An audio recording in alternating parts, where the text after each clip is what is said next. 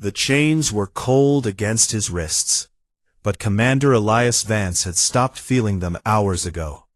What he felt instead was the weight of 8 billion souls pressing down on his shoulders, the ghosts of a world that had fought and bled and ultimately fallen to the greatest empire the universe had ever known.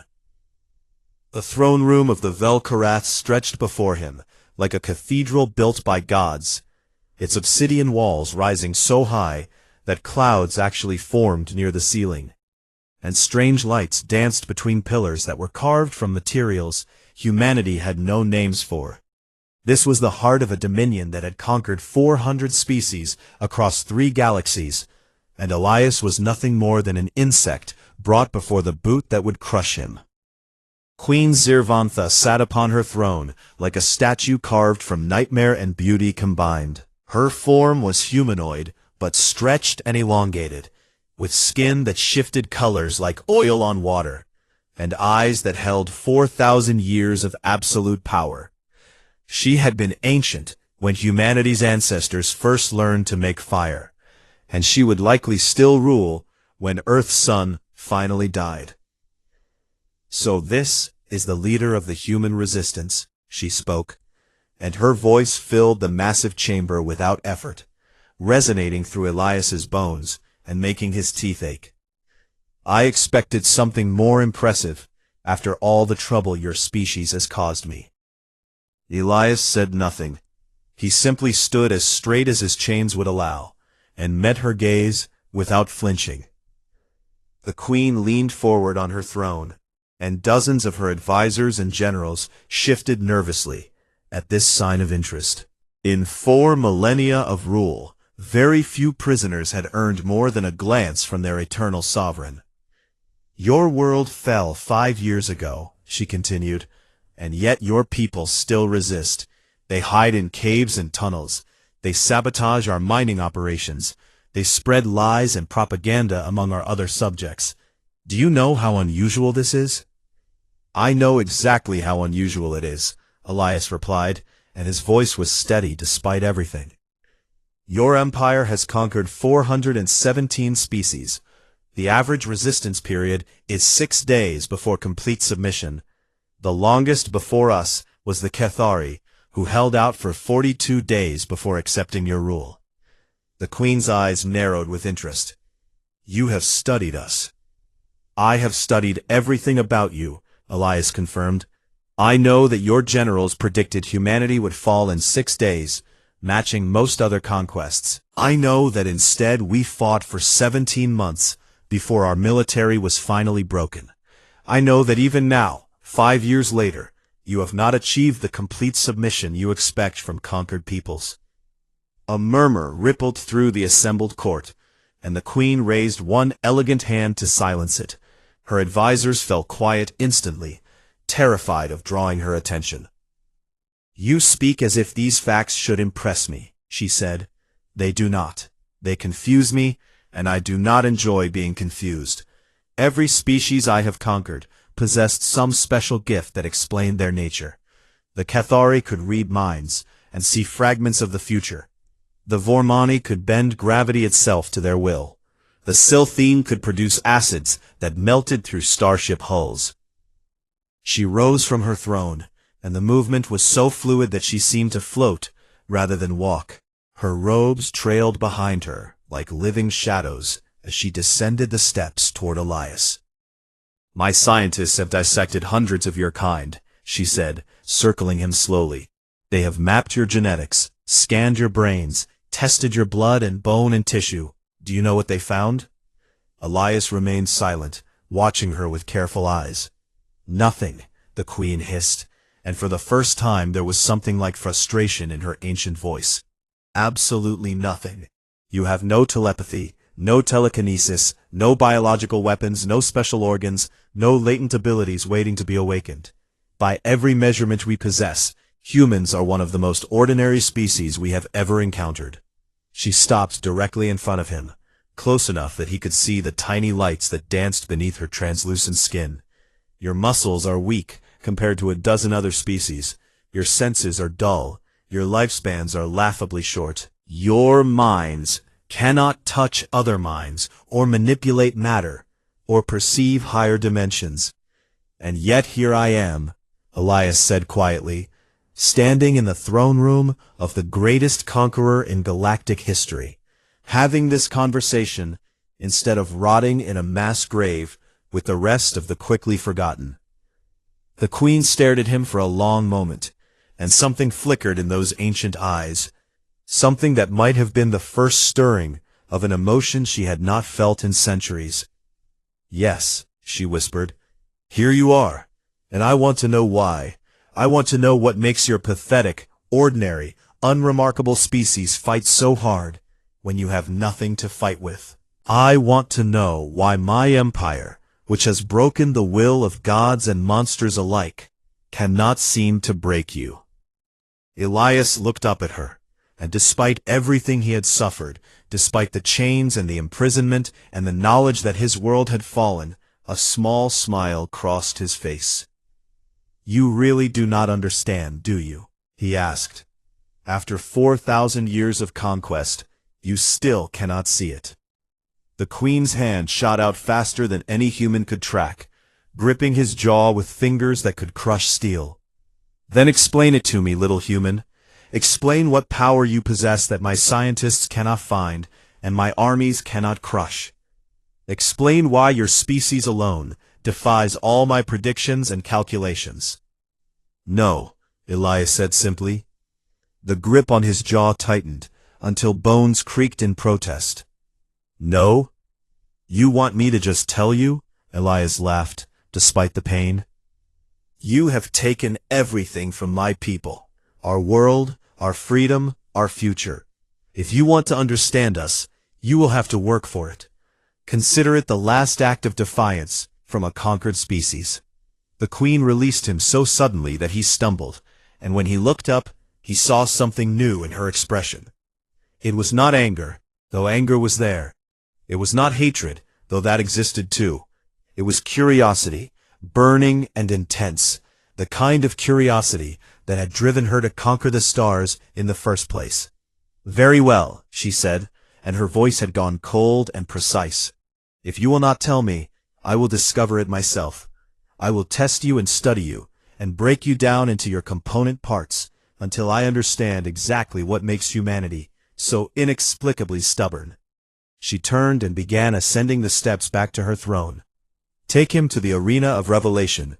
We begin his trials tomorrow. And Commander Vance," she paused without looking back, "I have broken beings far more powerful than you. Whatever secret you think you are protecting, I will uncover it." As the guards dragged him away, Elias allowed himself one more small smile. The Queen thought she was beginning an investigation, a scientific study to uncover humanity's hidden weapon. She had no idea that she was walking into a trap that had been 4,000 years in the making. A trap that did not require chains or weapons or special powers. All it required was exactly what she was about to give him: an audience, a stage, and time. The conquered world had one last card to play, and its name was hope. The arena of revelation was a place where species came to demonstrate their worth. A massive circular chamber surrounded by observation galleries, where Queen Zervantha had watched countless beings display the powers that made them unique. For 4,000 years, this arena had served as her laboratory, her testing ground, her place of judgment. Elias stood in the center of the sand-covered floor, his chains removed, but his body still aching from days of imprisonment. High above him, the Queen watched from her private viewing platform, surrounded by advisors and scientists who whispered theories about what hidden ability the human might possess. "We begin with the trial of strength," the Queen announced, her voice echoing through the chamber. "Bring forth the Gorvathi champion." A gate opened on the far side of the arena, and Elias felt his stomach drop as the creature emerged. The Gorvathi was a mountain of muscle and armor plating, standing nearly 3 meters tall, with 4 arms that ended in hands capable of crushing titanium. Its species had been bred for war across 10,000 generations. "The rules are simple," the Queen continued. Survive for 5 minutes, or demonstrate whatever ability allows your kind to resist my empire. The Gorvathi charged without warning, moving faster than something that large had any right to move. And Elias barely managed to dive out of the way. He rolled across the sand and came up running, his military training kicking in despite the hopelessness of the situation. The fight, if it could be called that, lasted 3 minutes and 27 seconds. By the end, Elias lay broken in the sand, with 2 cracked ribs, a dislocated shoulder, and blood streaming from a gash above his eye.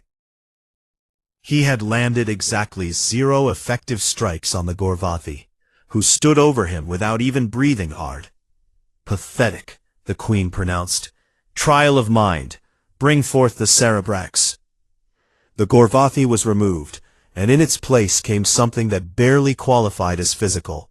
The Cerebrax was a being of pure thought given minimal form, a shimmering cloud of neural energy that could process information faster than any computer, and solve equations that spanned dimensions.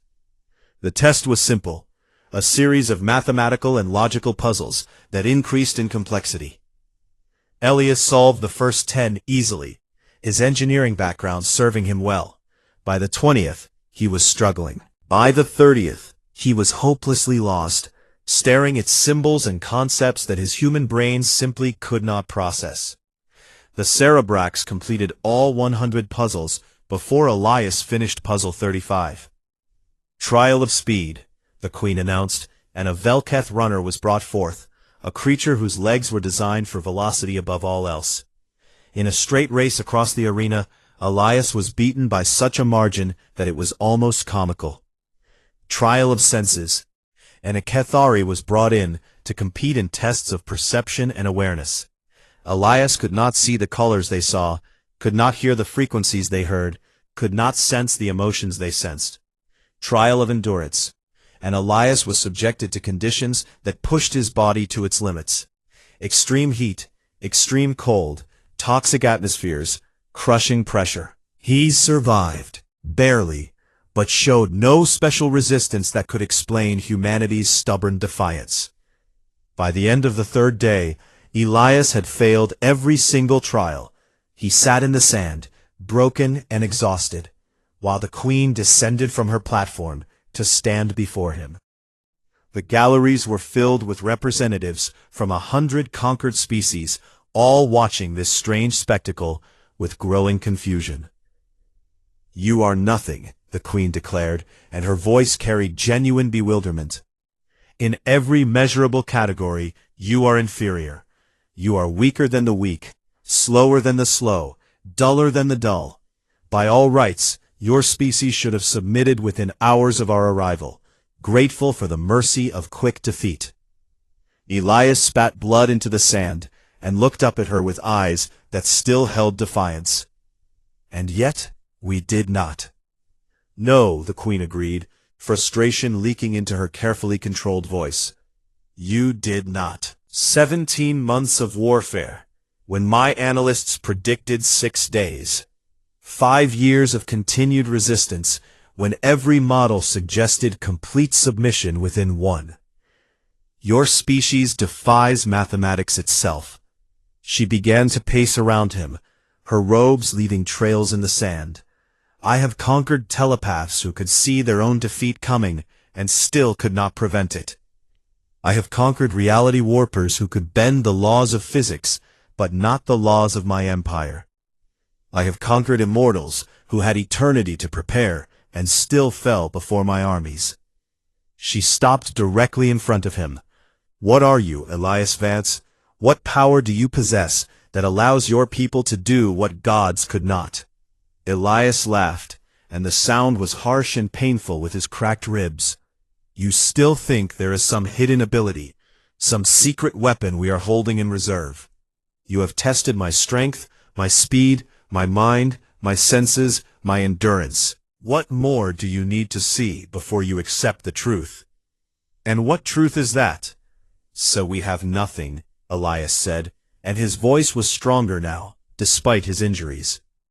"We are exactly what your scientists say we are. Ordinary, unremarkable, biologically mediocre. There is no secret organ, no latent power, no genetic surprise waiting to be discovered. The Queen shook her head slowly. That cannot be. The mathematics do not reconcile. Your resistance is statistically impossible. Without some factor my models are missing. Maybe your models are wrong, Elias suggested. Maybe they have always been wrong. You have spent 4,000 years conquering species based on their abilities, cataloging their powers, measuring their potential. But what if the thing that makes a species truly dangerous cannot be measured? A murmur rippled through the galleries above, and the Queen's eyes flickered with something Elias had not seen before. Uncertainty. Explain yourself, she commanded. No, Elias said again, and despite everything, he smiled. You wanted to discover humanity's secret through trials and tests. You have run your tests. You have seen the results. We have no special powers. We are weak, slow, short-lived, and ordinary. He forced himself to his feet, swaying but standing. The question you should be asking yourself is not what hidden ability we possess. The question is this: if we truly have nothing, if we are as pathetic as your data suggests, then why are you so afraid of us? The Queen's face went still, and for a long moment, the arena was completely silent. In the galleries, representatives of conquered species leaned forward, suddenly intensely interested in this strange confrontation. I fear nothing, the Queen said finally, but there was something hollow in the words. Then why am I still alive? Elias asked. You have killed billions. You have exterminated species that displeased you. You have the power to end me with a thought, but instead you bring me to your arena. You test me before an audience. You demand answers to questions that should not matter if we are truly as insignificant as you claim. He took a step toward her, and for the first time in 4,000 years, Queen Zyrvantha took a step back. You do not understand us, Elias said quietly, and what you do not understand, you cannot control. And what you cannot control, you fear. For the first time in your long and bloody reign, you have encountered something your empire cannot crush, cannot measure, cannot predict. And it terrifies you. The Queen said nothing, but her silence spoke volumes. Around the arena, 100 conquered species watched and wondered, and something new began to stir in their hearts, something that felt almost like hope. While Elias suffered in the arena of revelation, something unprecedented was happening across the vast expanse of the Velkorath Dominion. Something that would shake the foundations of an empire that had stood unchallenged for 4 millennia.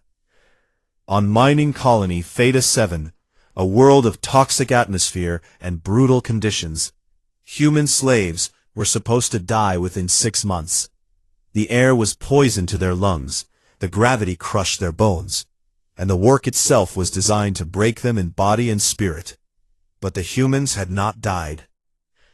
Overseer Krelvac stood in his monitoring station, staring at readouts that made no sense. The human workers should have lost 40% of their number by now, but instead they had lost only 12%. More troubling still, their productivity had actually increased over the past 3 months. Impossible, he muttered, pulling up visual feeds from the mining shafts. What he saw there made his blood run cold. The humans had adapted. They had taken scraps of material, waste products from the mining operation itself, and fashioned crude but effective filtration devices for their breathing. They had modified their work schedules to account for the gravity, resting in shifts and supporting each other through the hardest tasks. They had done what no species in the history of Theta 7 had ever done. They had refused to simply accept their fate and die. But that was not the worst part. The worst part was what the humans were doing with the other slaves. On the visual feed, Krelvax watched a human male teaching a group of Silthene workers how to construct the same filtration devices. The Silthene had been broken centuries ago, their spirits crushed, their will to resist completely eliminated. They had accepted their role as mining slaves without question for over 300 years. Now they were learning, building, adapting. They were looking at the humans with expressions that Krelvax had never seen on Silthine faces before. They were looking at them with something that resembled admiration. Half a galaxy away, on the agricultural world of Velkoreth Prime, a similar scene was unfolding. Governor Zintara received the report from her security chief with growing alarm.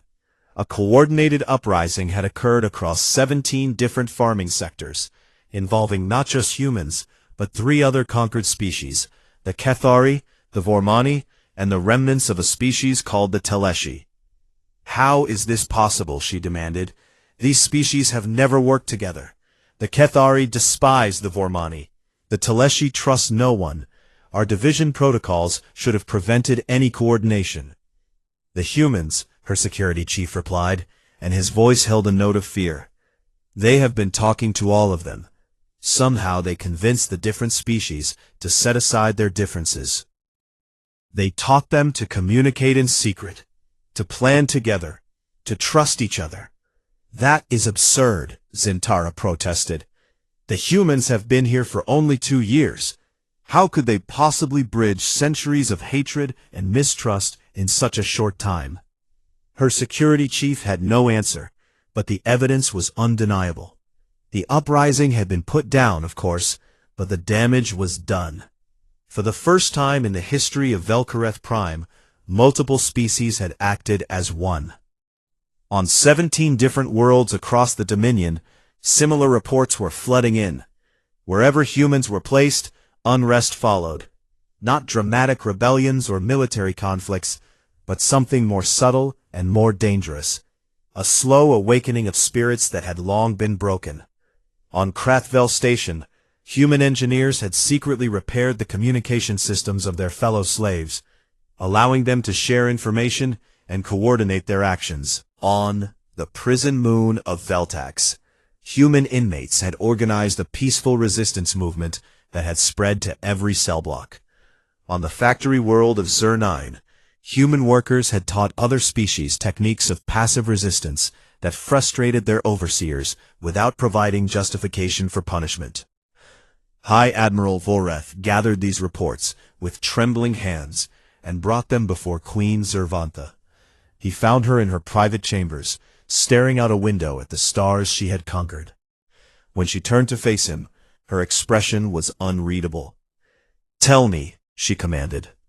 "My queen," Voreth began, and his voice shook despite his centuries of military service. "Something is happening across the Dominion. The humans are spreading something to the other conquered species. We do not know what to call it. It is not a disease. It is not a technology. It is not any kind of weapon we understand." "Show me," the queen said, and Voreth activated a holographic display that filled the chamber with data, charts and graphs and reports from every corner of the empire. "Resistance incidents have increased by 300% in every sector where humans are present," he explained. "Productivity has decreased by 20%. More troubling still, we are seeing cooperation between species that have never cooperated before. The divisions we have carefully maintained for millennia are beginning to break down." The queen studied the data in silence for a long moment. "This is unprecedented." "Yes, my queen. In 4,000 years, no conquered species has ever inspired others to resist. The slave populations have always remained divided, broken, hopeless. But wherever humans go, they are a contagion, spreading through our empire, like a virus that our systems cannot detect or contain." The queen turned away from the display and summoned her guards. "Bring me the human prisoner. Bring him now." When Elias was dragged into her chambers, still bearing the wounds from his trials in the arena, the queen showed him everything. The reports, the data, the evidence of rebellion spreading across her empire. She expected despair, expected him to crumble at the sight of his people's failure. Instead, his eyes filled with something she had never seen in any prisoner in 4,000 years of conquest. They filled with pride. "You see it now," he said, and despite his chains and his wounds, his voice was strong. "You finally see what we are." "I see chaos," the queen hissed. "I see disorder spreading through my empire like a disease." "You see hope," Elias corrected. "Something you thought you had destroyed. Something you thought you had eliminated from every world you conquered. But you cannot destroy hope. You can only suppress it. And suppression always fails eventually." "Hope is a delusion," the queen declared. "It is a weakness that blinds species to the reality of their situation." "Maybe," Elias agreed, "but it is also the one thing your empire has never faced. Every species you conquered surrendered because they accepted their situation. They looked at your power, they calculated the odds, and they concluded that resistance was pointless. But humans do not think that way." He stepped forward despite his chains, and his voice rose with passion. "We do not calculate the odds. We do not accept situations. We look at the impossible and we say maybe. We look at defeat and we say not yet. We look at tyrants and we say not forever." "And now," he continued, his eyes blazing, "that way of thinking is spreading. Your empire has spent 4,000 years teaching conquered species to accept their fate. My people are teaching them to reject it. And once that lesson is learned, once that seed is planted, you cannot remove it. You cannot burn it out or cut it away. It grows in darkness. It spreads in silence. It waits for its moment." The queen stared at him, and for the first time in millennia, she had no idea what to do. Her empire was built on the simple principle that all species eventually broke, that all resistance eventually crumbled, that power always triumphed over will. But the humans had introduced a new element into the equation, something that her calculations had never accounted for. They had introduced the radical, irrational, absolutely unreasonable idea that things did not have to be this way. And that idea, she was beginning to realize, might be the most dangerous thing she had ever encountered. The throne room was filled to capacity.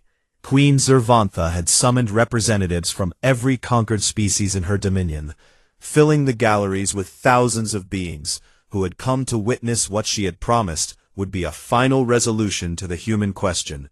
They came from 100 worlds, speaking 1,000 languages, carrying the weight of millennia of subjugation. Elias Vance stood in the center of the chamber, his wounds partially healed, but his body still bearing the marks of his trials. He had been cleaned and dressed in simple clothes, no longer looking like a prisoner, but not quite looking free either. Guards surrounded him at a careful distance, their weapons ready. The queen sat upon her throne, resplendent in robes that seemed to contain galaxies within their fabric. Her ancient eyes surveyed the gathered assembly with the cold calculation of a being who had outlived civilizations. "We are gathered here to end a mystery," she announced, and her voice filled every corner of the vast chamber. "For 5 years, the human species has defied all understanding. They have resisted when they should have submitted, fought when they should have surrendered, hoped when they should have despaired. Today, we will finally understand why." She rose from her throne and descended the steps, stopping just above Elias. "I have tested you in my arena and found you wanting in every category. You possess no strength, no speed, no special senses, no mental abilities. You are, by every measurement, one of the most ordinary species my empire has ever encountered. And yet," she continued, her voice rising, "wherever your people go, rebellion follows. You spread disorder through my carefully ordered empire like a plague. You inspire other species to resist when they had long since accepted their place. You are a virus, Commander Vance, and I will know how you function." She turned to the galleries. Tell all of them what makes humanity so dangerous. What weapon do you possess that my scientists cannot find?" Elias looked around the chamber, and something changed in his posture. He stood straighter, his shoulders back, his eyes clear. He was no longer speaking just to the queen. He was speaking to everyone who watched. "You want to know humanity's power?" he asked, and his voice carried through the silent chamber. "It is not strength, or speed, or psychic ability. Those are just tools, means to an end. Our power is something far simpler and far more dangerous." He paused, letting the silence build. "Our power is that we believe tomorrow can be different than today."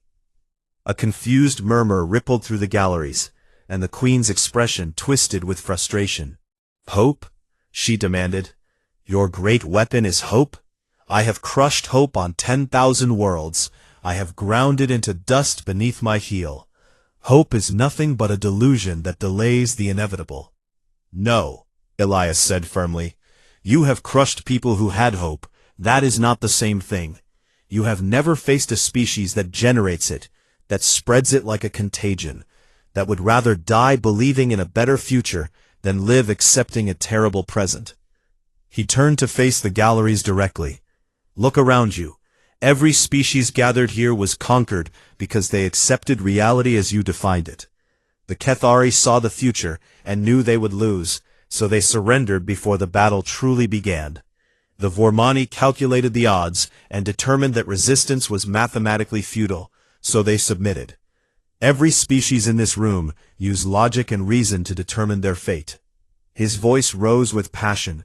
"Humans do not do that. We are not logical. We are not reasonable. We are gloriously, stubbornly, magnificently irrational. We fight wars we cannot win. We build dreams that should not exist. We love people we will lose. We reach for stars we can never touch." The Queen stepped toward him, her form radiating barely contained fury. "Irrationality is not a weapon. It is a defect. It is the reason your species struggles and suffers, while others find peace and acceptance." "Peace and acceptance?" Elias laughed, and the sound echoed through the chamber. "You call what you offer peace? You offer slavery with comfortable chains, obedience with the illusion of choice, survival at the cost of everything that makes survival worthwhile." He pointed to the galleries. "Ask them. Ask the Kethari if they feel peaceful. Ask the Vormani if they are content. Ask any of the 400 species you have conquered if they have found what they truly wanted. Or are they simply existing, going through the motions of life without any of its meaning?" A new kind of silence fell over the chamber, and in the galleries, thousands of eyes turned inward. The Queen saw it happening and felt something she had not experienced in millennia. Fear. "You dare," she hissed. "You dare come into my throne room and speak such lies." "They are not lies," Elias said quietly. "And you know it. Your empire is built on the premise that all species eventually break, that all will eventually accept that resistance is pointless. But what if it is not? What if the only reason they accepted defeat was because they never imagined they had a choice?" He turned back to the galleries. "Humans taught the Silthene on Theta 7 how to survive conditions that should have killed them. Not because we have special technology, but because we refused to accept that death was inevitable. We taught the slaves on Velkoreth Prime to work together across species lines, not because we have telepathy, but because we believe cooperation is possible, even when it seems impossible." His voice grew stronger. "We did not give them weapons or powers or abilities. We gave them something far more dangerous. We showed them that the universe does not have to be the way it is. We showed them that tomorrow can be different. We gave them permission to imagine something better." The Queen grabbed him by the throat, lifting him off the ground with strength that belied her elegant form. "You are poison," she snarled. "You infect everything you touch." "Yes," Elias gasped through her grip. "And you cannot stop it. You can kill me, but the idea has already spread. You can exterminate every human in your empire, but the species we have touched will remember. You can burn worlds and execute billions, but you cannot unteach a lesson once it has been learned." She threw him to the ground, and he landed hard, but immediately pushed himself back up. That is what we are, he said, breathing hard. We are the species that dreams, that hopes, that imagines, that reaches. And wherever we go, we share that gift with everyone we meet. In the galleries, something was happening. Representatives of conquered species were looking at each other with strange new expressions. They were looking at the human who had been beaten, tortured, and humiliated, and yet still stood defiant. They were seeing something they had forgotten was possible. A Cathari delegate stood slowly, her telepathic senses picking up waves of emotion washing through the chamber. A Vormani representative shifted, his mathematical mind suddenly running calculations he had never considered before. Throughout the galleries, 400 conquered species began to stir. You asked what makes humanity dangerous, Elias said, his voice ringing through the chamber. Now you know. We are dangerous because we are ordinary. Any of them could be us. Any of them could learn what we know. Any of them could wake up tomorrow and decide that the universe does not have to be this way. He met the Queen's ancient eyes. Your empire is built on broken spirits and surrendered hopes. We are the species that does not break and does not surrender. And now they know that it is possible. The Queen stared at him, and for the first time in 4,000 years, she was truly speechless. Queen Zervantha stood frozen before her throne, surrounded by 4,000 years of absolute power, and for the first time in her long existence, she did not know what to do. The silence in the throne room was complete. Thousands of beings from hundreds of conquered worlds held their breath, watching the confrontation between the most powerful ruler in the galaxy and a single wounded human who refused to kneel. The Queen's mind raced through options, strategies, responses. She had conquered empires, broken gods, eliminated threats that would have destroyed lesser rulers. But this was different. This enemy could not be killed because it was not a person. It was an idea. If I execute you, she said slowly, working through the logic aloud, your death becomes a symbol. Your story spreads. The humans on 1,000 worlds whisper your name and remember what you said here today. You become a martyr, and your hope grows stronger. Yes, Elias confirmed. If I release you, you return to your people and continue spreading this infection. You organize resistance, you inspire rebellion, you teach other species to dream of freedom. The disorder grows. Yes. If I imprison you forever, if I lock you away where no one can see or hear you, your absence becomes a legend. They imagine you suffering in my dungeons, unbroken, unbowed, waiting for the day of liberation. Your story grows in the telling until you become something more than human. Yes. The Queen began to pace, her robes trailing behind her like dark clouds. I could destroy your entire species. I could burn Earth to cinders and hunt down every human in my domain. I have done it before. The Velketh defied me once, and now they exist only in history books. Elias nodded. You could, but it would not help. We have already touched too many other species. We have already planted the seeds. Even if you kill every human, the Silphine of Theta 7 have learned that adaptation is possible. The slaves of Velkareth Prime have learned that cooperation crosses species lines. 100 worlds have seen that resistance does not have to be futile. He stepped toward her, and she did not stop him.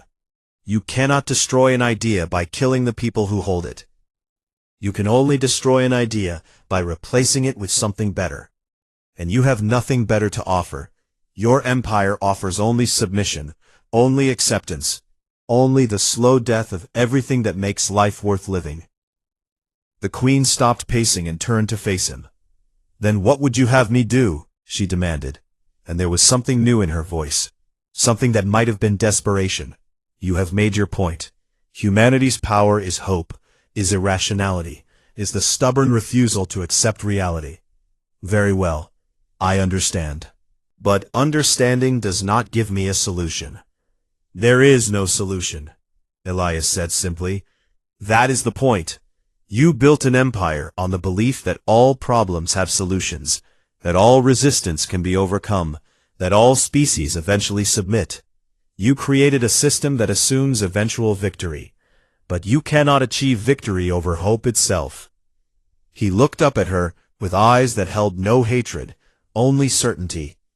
Every great empire in history has believed itself eternal. Every tyrant has thought their power would last forever. They were all wrong, not because they were defeated by greater force, but because they were defeated by the simple truth that nothing built on oppression can last. People can endure incredible suffering when they believe it is temporary, he continued. They can survive the worst conditions when they believe tomorrow might be better. But the moment you give them reason to hope, truly hope, you have already lost, because hope is patient. Hope is stubborn. Hope waits for its moment, even if that moment is 1,000 years away. The queen stared at him, and something shifted in her ancient eyes. You are telling me that my empire will fall. I am telling you that your empire is already falling, Elias corrected. The humans you conquered 5 years ago planted seeds that are only now beginning to sprout. In another 5 years, those sprouts will be saplings. In 50 years, they will be trees. In 500 years, no one will remember what it felt like to live without hope. He gestured to the galleries above them. Look at them. Really look. These are your subjects, the representatives of your conquered peoples. 5 years ago, they would have watched this scene with dead eyes and empty hearts. But now, they are watching with something else. They are watching with interest, with attention, with the first stirring of belief. The queen looked up at the galleries, and she saw what Elias described. She saw Cathari delegates leaning forward with expressions she had not seen in centuries. She saw Vormani representatives with calculating eyes that were calculating new possibilities. She saw 100 species that had long been broken, now showing the first cracks of awakening. You have lost, Elias said softly. Not today, perhaps not tomorrow, but you have lost. The only question now is how long it takes and how much suffering happens before the end. The queen opened her mouth to respond, to command, to threaten, to decree. She had spent 4 millennia issuing orders that shaped the fate of galaxies. Words had always been her weapons, as much as warships. But no words came. For what could she say? What argument could she make against an enemy that grew stronger with every attack, spread faster with every containment effort, burned brighter with every attempt to extinguish it? In the galleries, a single Cathari delegate rose to her feet. Her movement was small, almost hesitant, but in the absolute silence of the throne room, it was like thunder. Then a Vormani stood, then a Silphine, then a dozen more, representatives of species that had not stood tall in generations, that had not felt anything but defeated acceptance in living memory. They rose, one by one, not in defiance exactly, but in recognition. They rose because they finally understood what humanity had been trying to tell them all along. The silence stretched across the throne room like a living thing, and in that silence, something fundamental changed. The queen felt it, felt the shift in the very air of her throne room. She felt 4,000 years of absolute power beginning to crack. Elias met her eyes one final time. You asked what makes humans fight when we are so ordinary? That is exactly it. We are ordinary. There is nothing special about us except our refusal to accept that we are powerless. And if we can refuse to accept it, so can they. He nodded toward the standing delegates, and now they know it. Queen Zervantha, ruler of the Velkarath Dominion, conqueror of 400 species, the being who had crushed resistance on 10,000 worlds, stood before her throne and said nothing. There was nothing to say.